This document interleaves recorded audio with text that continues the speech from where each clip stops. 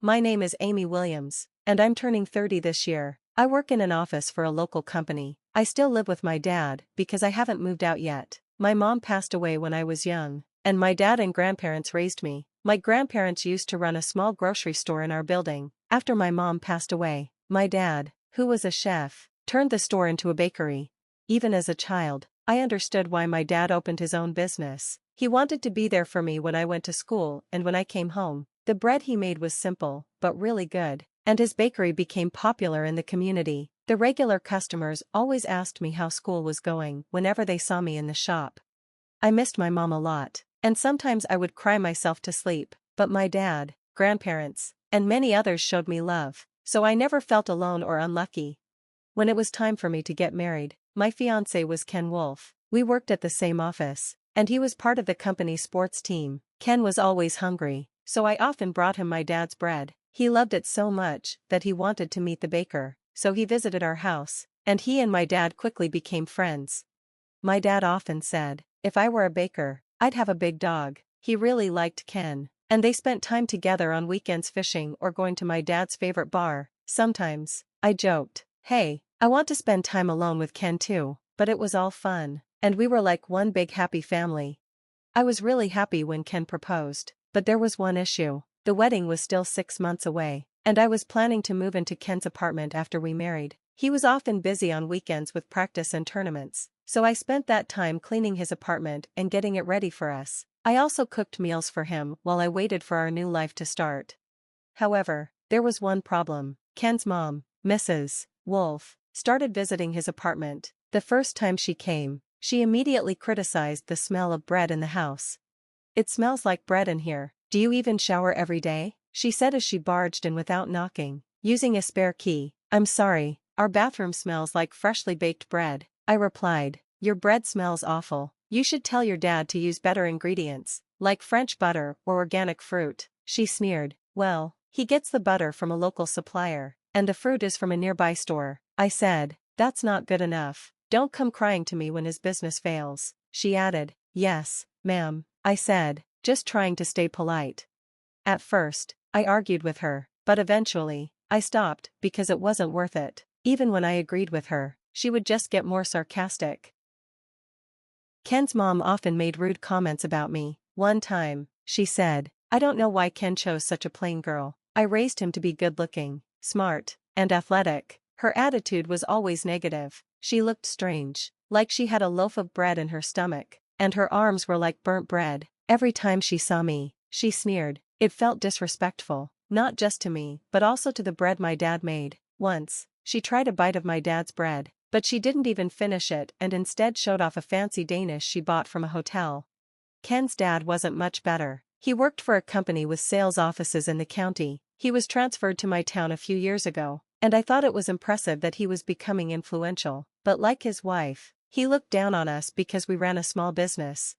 I could handle their rude behavior, but it slowly started to stress me out. Ken eventually got tired of his parents and moved out. Even though their house was close to his work, he did his best to protect me from them, but when he wasn't around, I couldn't do much. Honestly, if it weren't for them, I wouldn't even want to deal with such rude people.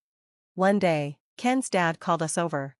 He handed us a list of guests for the wedding. Here's the guest list, he said proudly. There are about 50 names on it. I don't know any of these people except for my family, Ken said. Ken's dad grinned. Isn't it great? My business partners want to come to the wedding. Ken raised his eyebrows, and his dad continued. We need to invite these people. We should keep 70 seats for our side and 10 for your colleagues. The rest can be for your family. Ken looked at him in disbelief. Why do we need to invite so many of your people? The venue can only hold 120, so we can't fit that many. His dad argued. It's only fair for us to invite more. The wedding of the eldest son is a chance to show off the family's power. Ken stared at him angrily. His mom chimed in. It's the custom in high society. If you were the eldest son in our family, you'd have to please a lot of people, unlike Amy, who's from a lower class. I stared at them coldly. Ken was furious, but I didn't want to stoop to their level. I looked at the guest list and then nudged Ken. It's okay, Ken, I agree with Mr. and Mrs. Wolf. Let's keep 70 seats for your side, 10 for our work friends, and 40 for my family. Is that good? Ken was shocked, but didn't say anything. I replied, "Yes, sir," pretending to be polite. Ken looked like he wanted to say something, but I dragged him out of the house. "I'm sorry, Amy. I promised we'd have a small wedding with just close friends and family," he said as we left. I reassured him, "It's fine, your parents would be there no matter what." And looking at the guest list, it's not that bad. When I looked at the list, I saw some familiar names. I'm going to show them the true power of a baker's daughter, I thought. After all the disrespect they've shown me, I'm not going to let them walk all over me. I didn't want my dad to worry, so I kept quiet about their insults, but I realized I had to stand up for myself. If I didn't, they'd never respect me. Ken seemed surprised by how determined I was. Then he laughed and said, "That's my woman." Then I said, "Hey, can I suggest something?" Ken asked, "What is it?" I smiled and said, "We can get registered after the reception." Ken looked puzzled. "What?" I could see that he wasn't expecting that idea. Ken's expression was serious when he agreed to my suggestion. "Okay," he said. I wasn't sure what he was planning, but I trusted him.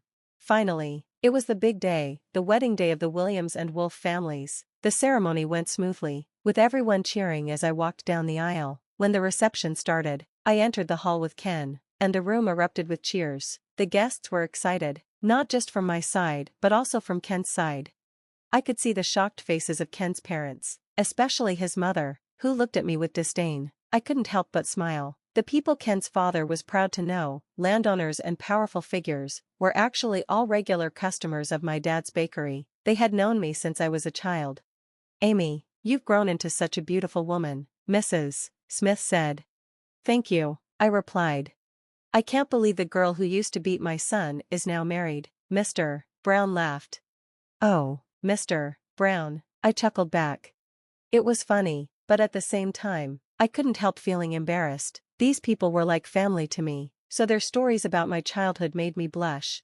I had almost declined Mr. Wolf's wedding invitation, but when I saw my name on the guest list, I couldn't resist. It felt good to see these familiar faces again. They were all friends and customers of my dad's bakery.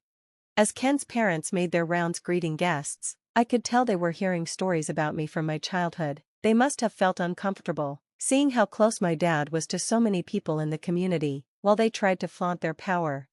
The reception continued with speeches and toasts, and everything was going well, but then, something happened that changed the mood. It was Ken's father's turn to speak, but his mother grabbed the microphone from him and started talking loudly. She bragged about Ken's achievements, but then she suddenly attacked me. "Amy is careless, doesn't listen to anyone, and is showing off her flabby arms on her wedding day," she said, trying to embarrass me in front of everyone. Mr. Wolf looked horrified. "But she's the woman Ken chose," she added, smirking. "I will teach her how to be a good wife, right, Amy?" I wasn't going to let her insult me like that, especially not in front of 120 guests. I knew she wasn't my real mother, and I wasn't going to accept her as one. I didn't want to argue, but I also couldn't let her get away with this. I turned to Ken and jokingly said, "Well, despite Ken being a wonderful man, he likes rough and fat women. Guess I'm lucky, huh?" Ken, clearly upset, forced a smile and said, "Amy is the most beautiful woman in the world. It's too bad my mom can't see that."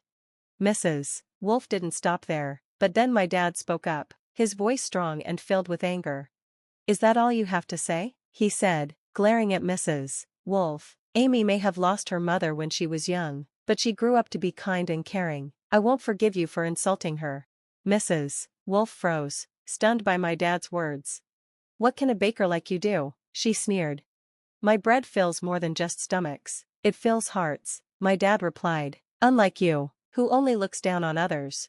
Ken's mother was speechless, and Ken, furious, grabbed the microphone from her hand, took a deep breath, and turned to the guests with a perfect smile.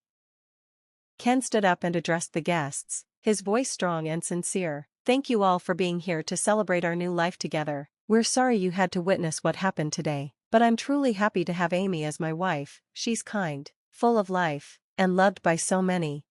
I know some of you might be worried about her in-laws," he continued, with a slight laugh. The groom's side of the room cheered, and Mr. and Mrs. Wolf looked shocked. "Don't worry," Ken said confidently. "From now on, I'm cutting ties with them, and I'm going to take the last name Williams." "What?" Mr. Wolf gasped. Everyone in the room was stunned, including me. I hadn't expected this, and now I understood why Ken wanted to register after the wedding. Ken turned to his father-in-law. Mr. Williams, I'm not perfect, but will you accept me as your son? The room was silent, and all eyes were on my dad. He smiled warmly and replied, I've thought of you as family for a long time. Ken, welcome. Please take care of my tomboy daughter. They shared a heartfelt hug. Congratulations, someone shouted from the groom's side, and everyone cheered. Tears welled up in my eyes. This moment felt like the happiest day of my life. I even wondered if my mom was watching over me. The next day, Ken followed through with his decision and changed his surname to Williams. I was a little worried he might regret it, but when I saw the relief on his face as he looked at his new driver's license, I knew he was happy with his choice. Ken had talked with my dad before making this decision. He shared everything about his parents and how he felt, and my dad was so moved by his sincerity that he became even more fond of him. The bond between them grew stronger, and I couldn't help but feel happy and a little jealous at the same time. Ken was the best partner I could ever ask for. As for Ken's parents, they were furious. They said they would cut all ties with him if he changed his name, but since Ken didn't hesitate, they started to panic. They also turned many of the guests against us with their insults, and their business suffered as a result. Ken's father was demoted at work after a phone call from the head office, and he was humiliated by his younger colleagues. Mrs. Wolf, devastated by the loss of her son and her husband's fall from grace, found herself isolated. Even her relatives, whom she invited to the wedding, avoided her. Her social circle disappeared, and her world fell apart. Meanwhile, Ken's younger sister had already distanced herself from their parents, choosing to stay with her boyfriend instead. 5 years later, things were much better. Did the roles turn out okay, Dad? Ken asked as he worked in the kitchen with my father. Of course, now help me with this one, my dad replied. Ken had started baking with my dad on weekends, and he loved it. He still worked in his office job but dreamed of becoming a baker someday. As for me, I quit my job when I got pregnant. I now sell my dad's bread online while taking care of our 2 kids. Ken built the website to make sure the bread didn't go to waste, and we've had great success with frozen bread sales. Our kids enjoy the delicious bread baked by both their granddad and Ken. These peaceful, happy days are everything to me. They're the most precious thing in the world.